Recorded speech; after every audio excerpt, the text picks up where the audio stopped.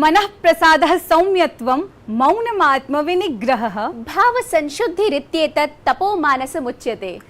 संस्कृतं संस्कृतिं च हृदि निधाय अहर्निशं संस्कृतसेवारताः कर्मपरायणाः प्रियदर्शकाः विनम्रम् अभिवादनम्। वार्तावल्याः नवे अंके भवतः सर्वान् अभिवादये अहं ऋचा।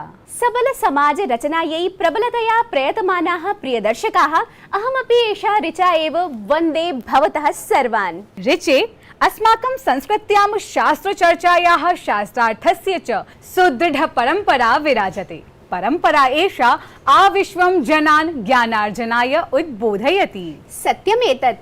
परं यदा कदा विशेषस्थलेषु मौनस्य अपि महत्ता शास्त्रपण्डितैः प्रतिपादिता एव। विषयम् एतदेव विशदयति अस्मदीयम् अद्यतनं सुभाषितम्।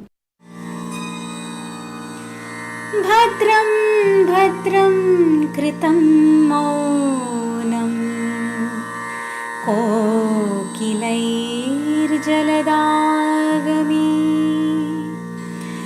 दर्दुरायत्र वक्तारस्तत्र मौनं हि शोभते।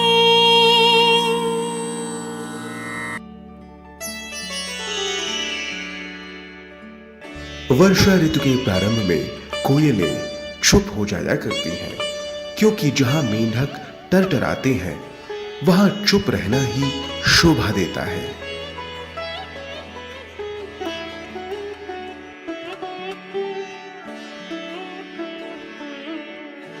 During the rainy season, cuckoos do not sing but remain silent, because when there is noise of croaking of the frogs, it is better to be silent and not to degrade your talent. साधु अतएव उच्यते मौनं मननशीलत्वमिति। सुभाषितवचनानि सर्वदा अनुपाल्यन्ते अस्माकं कर्तव्यपरायणैः वार्ताहरैः। तर्हि आयान्तु दर्शकाः अस्माकं प्रवाहि वार्ता माध्यमेन जानीमः देश विदेश स्तरीयान् प्रमुख घटनाक्रमान्। प्रधानमन्त्री नरेन्द्र मोदी लखनऊ नगरे ऐषमः उत्तर प्रदेश वैश्विक निवेशक शिखर सम्मेलनम् उद्घाटितवान्। एतस्मिन् अवसरे प्रधानमन्त्री शिखर सम्मेलनान्तर्वर्तिन्याः प्रदर्शन्याः अपि अवलोकनं कृतवान्। उत्तर प्रदेशे वैश्विक निवेशक शिखर सम्मेलनद्वारा महान् निवेशः सम्भाव्यते। प्रधानमन्त्री नरेन्द्र मोदी कर्णाटकस्य तुमकुरुक्षेत्रे HAL इत्येतस्याः संस्थायाः उदग्रयान निर्माणैककं राष्ट्राय समर्पितवान्। एशिया महाद्वीपे बृहत्तमी उदग्र निर्माण सौविध्य समन्विता एषा उदग्र निर्माणी अस्ति। प्रारम्भे अत्र न्यूनभार प्रयोगान्वितानाम् उदग्रयानानाम् उत्पादनं करिष्यते। श्रीहरिकोटास्थ सतीश धवनान्तरिक्ष केन्द्रात् SSLV-D2 इति नूतनायाः क्षेपण्याः सफलतया प्रक्षेपणं जातम्। चेन्नईनगरस्य अन्तरिक्षक्षेत्रीयायाः आरब्धोद्यमस्वभावायाः स्पेस् किड्स् इत्याख्यायाः संस्थायाः आज़ादीसैट् 2 इत्यस्य उपग्रहाः देशस्य 750 छात्राभिः विकसिताः इति अत्र अवधातव्यं तथ्यम्।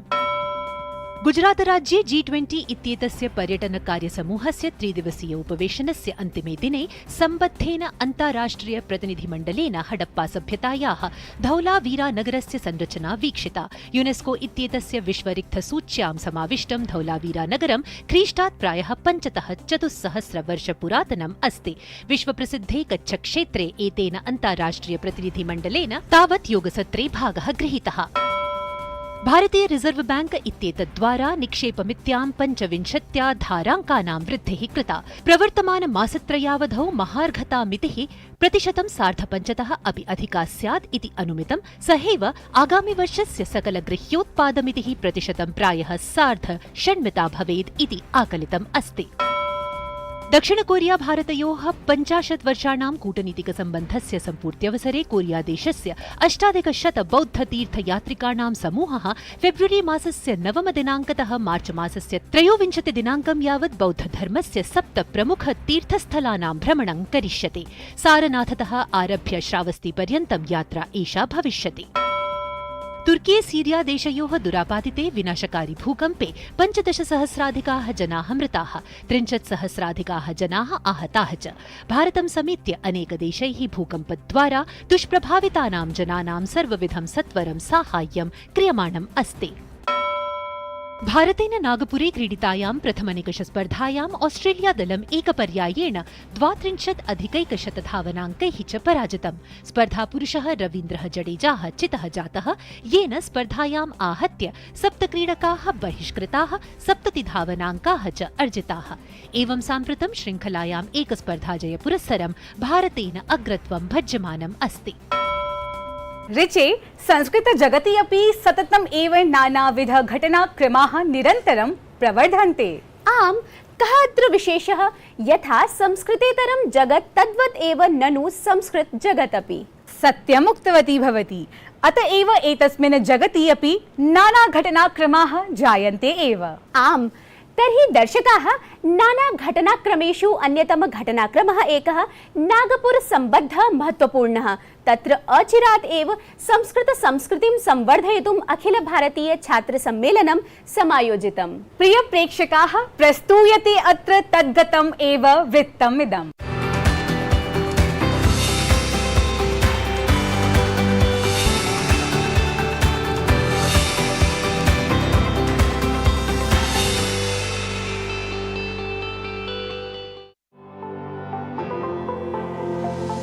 संस्कृत भारती न हि केवलं भारते प्रत्युत सम्पूर्णे अपि विश्वे संस्कृतस्य प्रचारम् उद्दिश्य समये समये संस्कृतान्वितान् अनेक कार्यक्रमान् आयोजयति।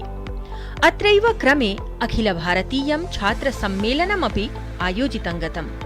जनवरी मासान्ते नागपुरस्य रेशीमबाग स्थले डॉक्टर हेड्गेवार स्मृति मंदिर परिसरे संस्कृत भारती द्वारा 3 दिवसीयः अखिल भारतीयः छात्र सम्मेलनपरः कार्यक्रमः आयोजितः, यत्र विविध प्रान्तेभ्यः छात्राः सम्मिलिताः। हस्तेषु ध्वजं सन्धार्य छात्रैः शोभायात्रायां सहभागिता अपि समाचरिता। एतस्य अखिल भारतीय छात्र सम्मेलनस्य उद्घाटनं भाजपा दलस्य अखिल भारतीय युवा मोर्चा इत्येतस्य अध्यक्षः सांसदः च तेजस्वी सूर्या इत्यसौ विहितवान्। आत्मीय विद्यार्थी बान्धवाः, सादरं वन्दनानि। विशिष्ट कार्यक्रमे अहमिदानीम् अस्मि। सर्वे अपि अत्र युवानः संस्कृत भाषायाः वदन्तः सन्ति। सुन्दरं दृश्यम् एतत्। अहमपि बाल्ये संस्कृतं वदामि स्म। अहं बालकेन्द्रस्य छात्रः अस्मि। The DNA of भारतीय संस्कृति is in the Sanskrit language. आप जब तक संस्कृत नहीं समझ पाएंगे, तब तक का भारतीय समाज को आप नहीं समझ पाएंगे। कार्यक्रमे अध्यक्षत्वेन शीर्ष न्यायालयस्य पूर्वः मुख्य न्यायाधीशः शरद अरविन्द बोवडेः संस्कृत विषये निज विचारान् प्रस्तुतवान्। Of Sanskrit which will not offend anybody's religious faith, because even dharma in its root meaning is sadharyate ki dharmaha. What brings people together and what holds people together is dharma. We are not talking of dividing society in any way on the lines of language. But Sanskrit is a viable secular language. So secular that it can even be used by a computer. विश्व संस्कृत लघु चलचित्रोत्सवे विजेतृ सम्मानन कार्यक्रमः अपि अत्र सुसम्पन्नः। चलचित्र निर्माणार्थं प्रशिक्षण विषये श्री योगेश जी सोमण महोदयस्य उद्बोधनं छात्राणां कृते अतीव उपयोगी अवर्तत। सम्मेलनस्य अन्तर्गतं नागपुर महानगरपालिकायाः आयुक्तः श्रीमान् राधाकृष्णन् बीत्येषः ज्ञान गंगा प्रदर्शिन्याः उद्घाटनं विहितवान्। विश्व संस्कृत लघु चलचित्रोत्सवे कोरोना कालस्य परिस्थितिः समाश्रित्य सृष्टस्य गोविन्द गीतायनम् इत्यस्य नाटकस्य मनोहारिणी प्रस्तुतिः जनमनांसि आह्लादितवती। अखिल भारतीय छात्र सम्मेलनस्य समापनसत्रे अखिल भारतीय सम्पर्क प्रमुखः शिरीषवर्यः जिज्ञासा समाधानं कृतवान्। एतत् छात्र सम्मेलनं संस्कृत प्रसारकार्याय अद्वितीयं सिद्धं भवेत्, यतः प्रत्येकस्मिन् राज्ये संस्कृत विद्यालय, महाविद्यालय, विश्वविद्यालयेषु युवानः प्रमुखभूमिकायां सन्तः नवप्रकल्पनाभिः संस्कृतकार्यं करिष्यन्ति। यद्यपि युवसंस्कृतशक्तेः आरम्भः एषः, तथापि कालान्तरे एषा युवा शक्तिः संस्कृताय किञ्चित् अकथितं कल्पयिष्यति इति अनेकेषां दृढमतिः। वार्तावलीवृत्तं डीडी न्यूज़।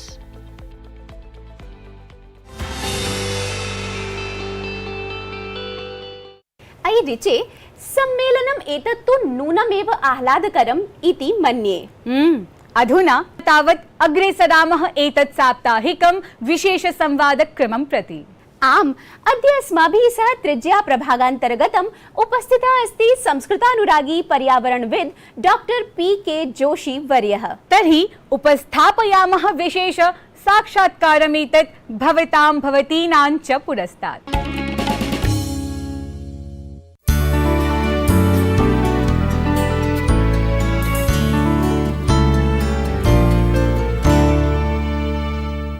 विविधेषु संस्थानेषु विशेषतः साम्प्रतं जवाहरलाल नेहरू विश्वविद्यालये अध्ययनक्रमे यः वर्तते प्रोफेसर पवन कुमार जोशी महोदयः, सः वर्तते अस्मदीयः संवादातिथिः वार्तावल्यां।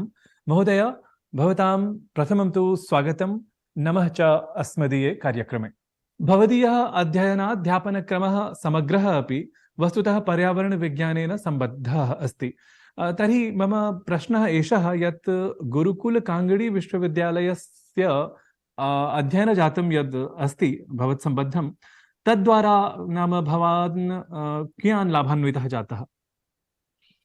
जी, मैंने गुरुकुल कांगड़ी विश्वविद्यालय हरिद्वार से अपनी पूरी पढ़ाई की है और ये पर्यावरण विज्ञान में मैंने स्नातक किया और फिर उसके बाद वहाँ पीएचडी भी की। जो मेरा कौशल जो है वो सुदूर संवेदन और जीआईएस में है।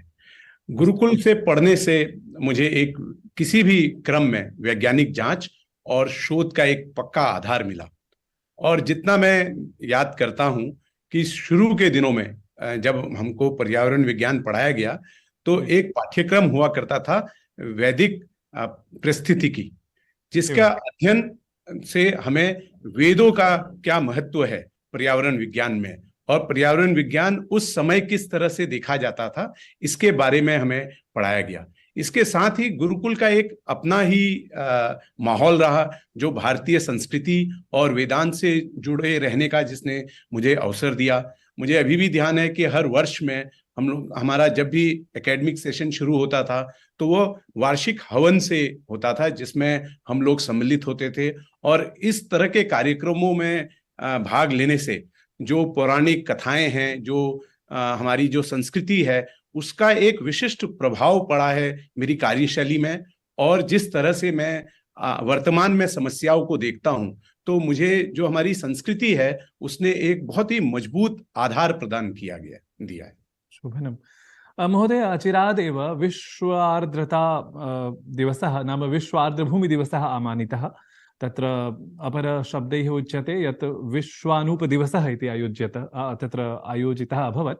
तर्हि भवान् पर्यावरणविज्ञानी आधुनिकः अथ तर्हि एतस्मिन् विषये संस्कृतसन्दर्भैः सह संयोज्य किञ्चित् नवीनं तथ्यं प्रकाशयितुम् अर्हति भवान्? जब भी आप प्राचीन संस्कृत वैज्ञानिक ग्रंथ देखें, जिस समय वो लिखे गए थे और जब भी उनकी चर्चा हुई, तब शब्द पर्यावरण, आर्द्र भूमि, पारिस्थितिकी, इस तरह के शब्द मौजूद नहीं थे। तो जितने भी हम ग्रंथ देखते हैं उनमें प्रकृति शब्द का इस्तेमाल किया गया है और प्रकृति के लिए सूर्य, वायु, जल, मिट्टी, अग्नि, जो ये 5 तत्व जो हैं, इनके बारे में बात की गई है।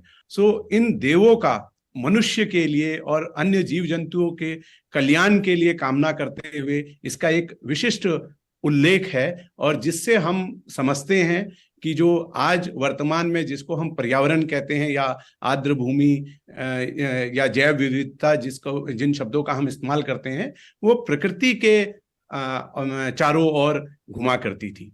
और अगर इन चीजों को हम बहुत ही व्यापक रूप से समझने की कोशिश करें तो हम देखते हैं महाभारत में जब भगवान श्री कृष्ण का उल्लेख आया है, और खासतौर जब उन्होंने छोटी उंगली में गोवर्धन पर्वत उठाया था, तो आज वर्तमान स्थिति में उसको आप आपदा प्रबंधन कहेंगे। इसी तरह से जब भागीरथी का जिक्र आता है कि वो गंगा को हिमालय से या स्वर्ग से जमीन पर लाए थे, तो आपको कहीं ना कहीं वो सिविल इंजीनियर या हाइड्रोलॉजिस्ट उसमें दिखाई देते हैं। तो हम वर्तमान जो परिभाषाएं हैं उनको यदि हम कोशिश करें देखने की, तो हम पाएंगे कि जो संस्कृत के ग्रंथ हैं, जो हमारे वेद हैं, उनमें कहीं ना कहीं इन चीजों का बहुत अच्छी तरह से उल्लेख किया गया। मृदायाः वर्णं दृष्ट्वा मृत्तिकायाः प्रकृतिं वा दृष्ट्वा वस्तुतः जलोपलब्धता विषये अपि बृहत्संहितादिग्रन्थेषु तत्र बहु किमपि लिखितमस्ति। तर्हि नाम एतादृशानि यानि उद्धरणानि भवन्ति तानि कथमिव आधुनिक विज्ञानिनः ये भवन्ति तान् उपकुर्वन्ति? भवान् लाभान्वितः जातः कदाचित् नाम एतादृशानि उद्धरणानि नाम पठित्वा? जब आचार्य वाहामहीर का जो बृहत् संहिता ग्रंथ है उसको यदि हम ध्यान से पढ़ते हैं तो उसमें भूमिगत जल विज्ञान की काफी विस्तृत विवरण है, और वो विवरण सारे वैज्ञानिक हैं। और आज की तारीख वर्तमान में भी जब हम देखते हैं तो उनका कहीं ना कहीं लिंकेज हम देखते हैं कि हमारी कम्युनिटी में है, जिसको हम लोग जनरली ट्रेडिशनल नॉलेज बोलते हैं, जो लोकाकिक परंपराएं जिनको हिंदी में कहा जाता है, तो उनका इस्तेमाल होता है। वो इंजीनियरिंग में भी इस्तेमाल होता है। उधर कहीं ना कहीं जब गांव में आप एरियाज में जाते हैं तो उधर भी उसका इस्तेमाल हो रहा है।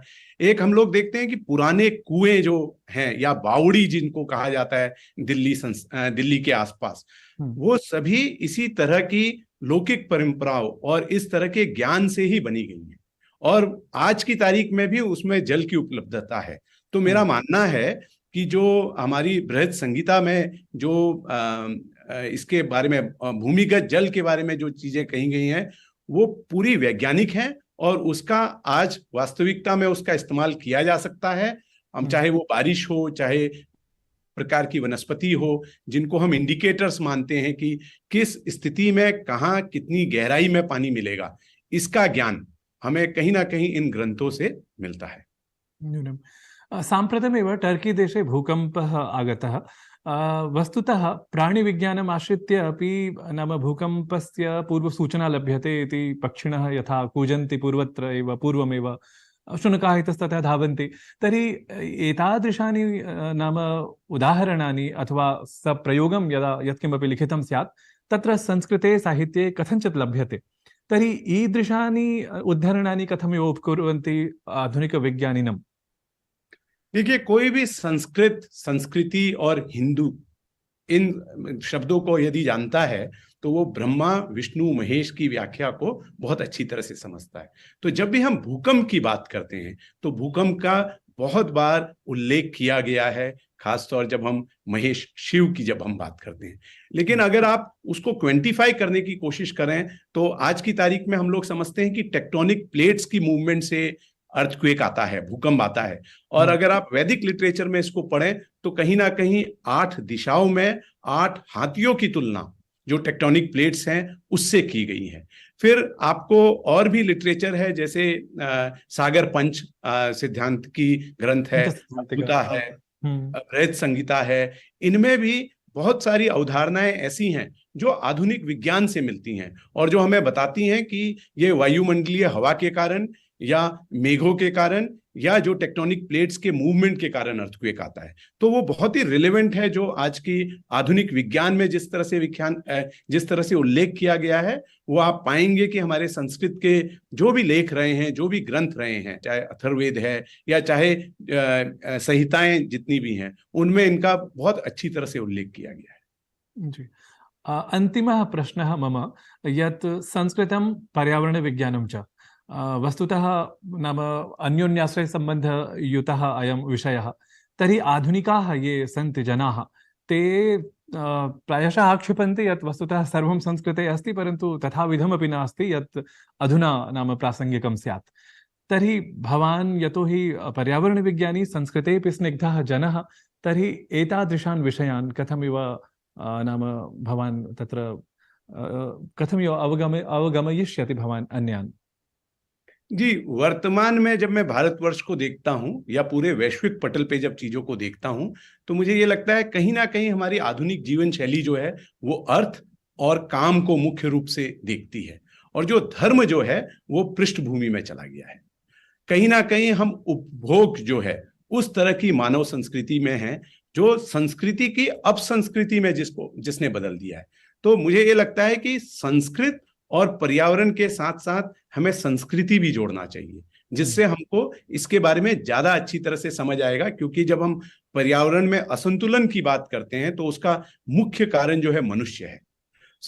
हमें जरूरत है कि हम मनुष्य को जागृत करें और हम समझें कि किस तरह से हमारी संस्कृति ने जो भी पर्यावरण में जो भी प्राकृतिक चीजें हैं उसका दृष्टिकोण हमें क्या दिया था। हमें उस दृष्टिकोण को जागृत करने की जरूरत है, और हमारे संस्कृत के जो ग्रंथ हैं या जो हमारी संस्कृति जो है उनमें इन चीजों को बहुत ही अच्छी तरीके से समझाया गया है और प्रकृति के प्रति हमें सचेत करती हैं। हमें ये नहीं बोलती कि हम उसके रक्षक हैं, हमें ये बताती है कि मनुष्य वास्तव में प्रकृति का एक बहुत बड़ा हिस्सा है। अब आज की तारीख में यदि आप देखिए विश्व पटल पर हमारे प्रधानमंत्री जी ने एक मिशन दिया जिसको हम लोग बोलते हैं लाइफ स्टाइल फॉर एनवायरमेंट। ये कहीं ना कहीं जो भारतीय संस्कृति के जो मूल जो हैं उस पर आधारित है कि हम ये बात कर रहे हैं कि हमें प्रकृति के अनुरूप और प्रकृति के लिए अपनी जीवन शैली को परिभाषित करना है।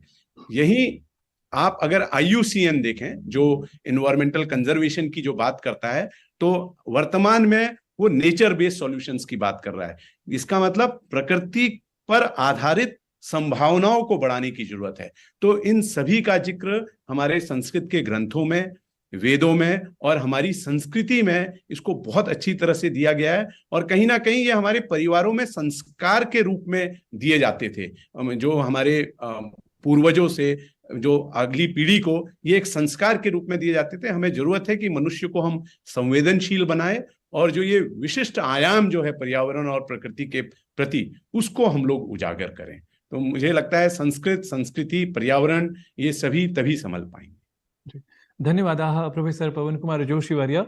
भवता अस्मदीये कार्यक्रमे स्वीयः अमूल्यः समयः प्रदत्तः, तदर्थं बहुशः धन्यवादाः भवत्कृते। धन्यवाद, नमस्कार।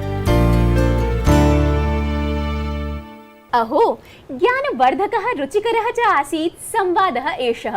नूनमेव। अयि प्रिय प्रेक्षकाः, भवन्तः सर्वे स्वीयाः प्रतिक्रियाः अपि प्रेषयन्तु। प्रतिक्रिया प्रेषणाय अन्तर्जालीय सङ्केतं तु सदा स्मरन्तु। प्रतिक्रियादिभिः सह एव अपेक्षामहे वयं गीतानुवाद स्पर्धा विषयिणीः भवदीयाः अधिकाधिक प्रविष्टिः। प्रिय दर्शकाः, स्मर्यते वा न वा अस्मदीयं सुमधुरं स्पर्धा गीतम् एतत्। जब जब बहार आई और फूल मुस्कुराए, मुझे तुम याद आए, मुझे तुम याद आए। जब जब बहार आई और फूल मुस्कुराए, मुझे तुम याद आए, मुझे तुम याद आए। प्रिय दर्शकाः, गीतस्य एतस्य स्वकीयाः मौलिकानुवादाः एतस्य मासस्य 13 दिनाङ्कं यावत् अस्मभ्यं प्रेषयन्तु। स्पर्धा विजेत्री नामोद्घोषणा च तदनु 18 दिनाङ्के भविष्यति।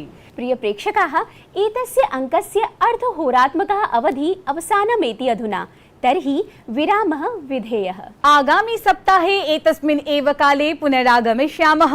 सर्वेषां माङ्गल्यम् अभिकाङ्क्ष्य विरमामः वयम्। नमो नमः। सुरम्यं विशालं प्रकामं सरितारहारे ललालं निकामं मातृ ललाटे